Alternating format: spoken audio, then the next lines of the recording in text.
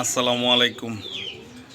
আলহামদুলিল্লাহ বন্ধুগণ, আমার দুই ঘুঘু নর আর কবুতর মাদি যে ডিম পাড়ছিল, তো আল্লাহর রহমতে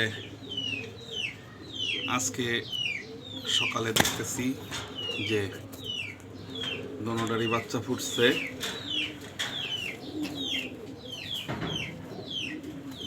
আলহামদুলিল্লাহ, আপনারা সবাই দোয়া করবেন, দেখা যাক কি অবস্থা হয়।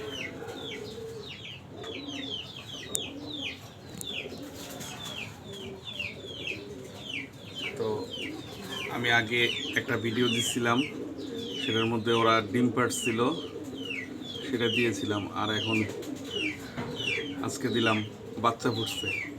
তো ওদের জন্য দোয়া করবেন, ওদের ফ্যামিলির জন্য দোয়া করবেন এবং সকলে 5 ওয়াক্ত নামাজ পড়বেন। এই বলে আজকের মতো এখানেই বিদায়। আসসালামু আলাইকুম।